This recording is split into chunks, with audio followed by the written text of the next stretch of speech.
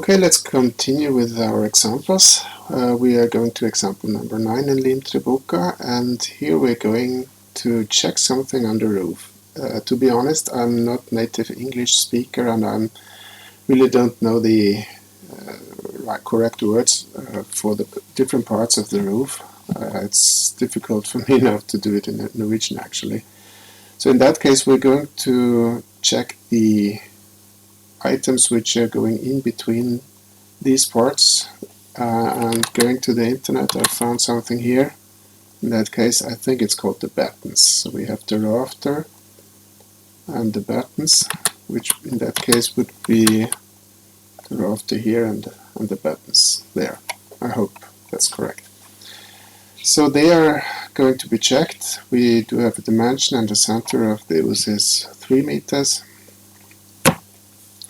Let's just continue. One thing that is a bit special for these battens is that they are actually have a moment around 2 main axes. It's both in the x and in the y direction.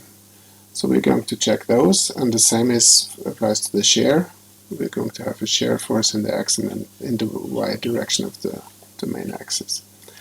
In addition, we do have different kind of forces on them. We have the self-weight, we have the wind forces, and we have the snow forces.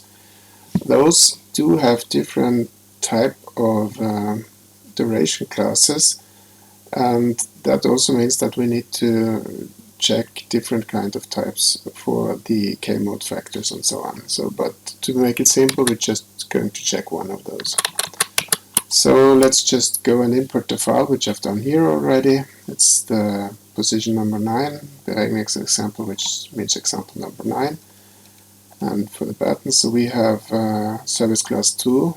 It's not on the inside anymore, but it's protected from rain, but not in the inside of the construction. We have a short term duration class, and we have those other values, which gives a gamma m in Norway by 1.15. This is for the Norwegian safety factors, as it is for the glulam.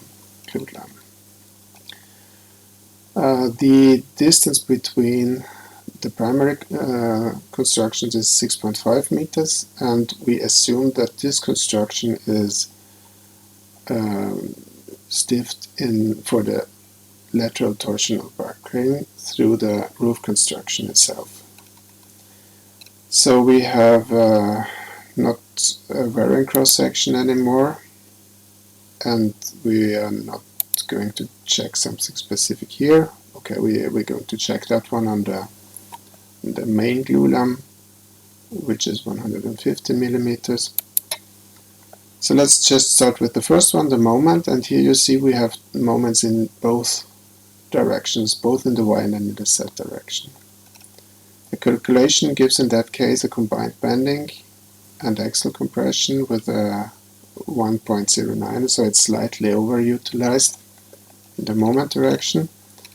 Stability of the members as in the previous examples, and the partial utilization factors as listed here. So let's just check the next stuff, which is the shear force. Again, we do have shear forces both in the y and in the z direction, and the combination factor for the shear in both directions is here. So again, this is the shear factor, and then we do have the support.